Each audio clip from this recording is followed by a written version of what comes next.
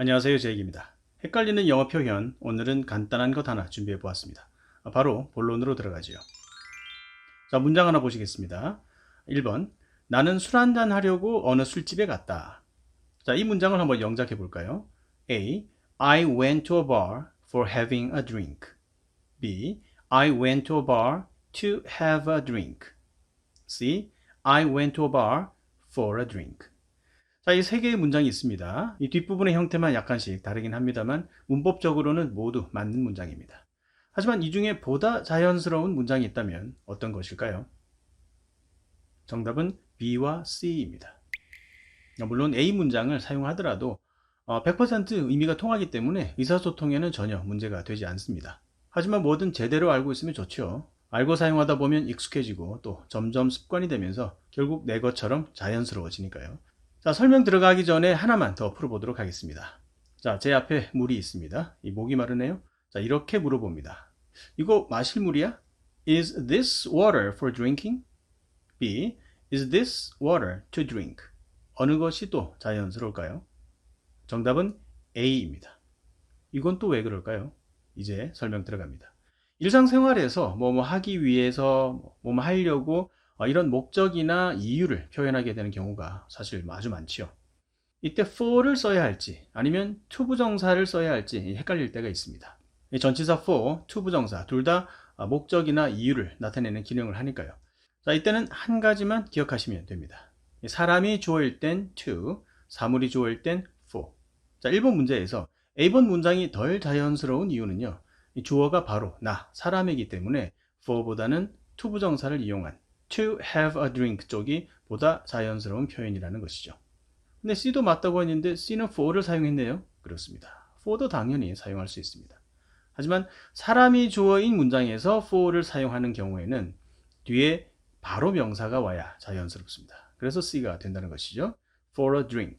여기서 drink는 명사입니다. a drink라고 되어 있죠. 술 한 잔의 뜻입니다.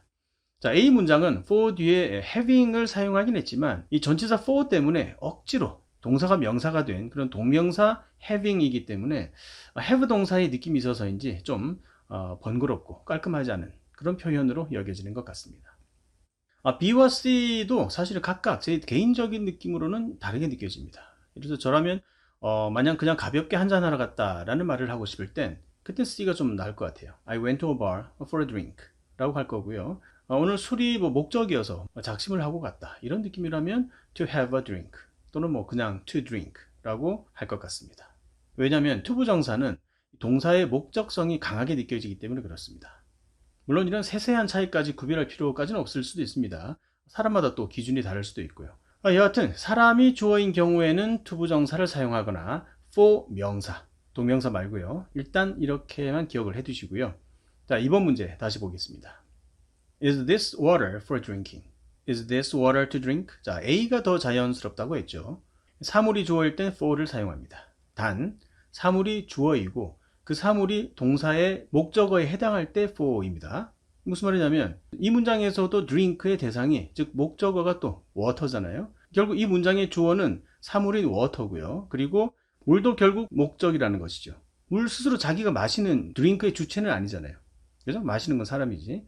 그래서 주어인 water가 drink의 대상, 즉 목적이 되는 문장일 때는 for를 사용한다는 것입니다. 좀 장황하게 느껴지실 텐데. 자, 예를 들어 I used a knife to cut the rope. 자, 이때 cut의 목적어가 사물 rope이긴 하지만 이 문장의 주어는 사람이잖아요. 이 사용한 사람, used 한 사람 사람이니까. 그래서 to cut 이렇게 to 부정사를 사용한다는 것입니다. For cutting the rope라고 하지 않고요. 자, 다시 정리해 보면 사물이 주어이고 그 사물이 또한 동사의 목적어일 땐 for를 사용한다. 반면에 사람이 주어이고 사물이 동사의 목적어일 땐 to 부정사를 사용한다. 지금은 좀 복잡하게 느껴질 수도 있겠지만 영어가 이제 늘수록 왠지 뉘앙스의 차이가 점점 이제 느껴지실 텐데요. 이렇게 이제 이유를 미리 알면 자연스러운 영어 표현에 조금 더 일찍 익숙해지실 겁니다. 뭐 그렇다고 뭐 여기에 얽매일 필요는 없습니다. 방금 이 문장 I used a knife to cut the rope 이 문장도 어떤 사람은 I cut the rope with a knife 이렇게 표현할 거거든요. 사실 똑같은 내용이죠. 하지만 어떤 동사를 먼저 사용하느냐 자, 여기에서 화자의 의도와 청자의 느낌이 다 달라지는 것입니다. 원어민이 쓰는 관용 표현을 쓰기보다는 쉬운 단어일지라도 의미를 잘 알고 사용함으로써 정확한 커뮤니케이션을 하는 것이 보다 더 중요합니다.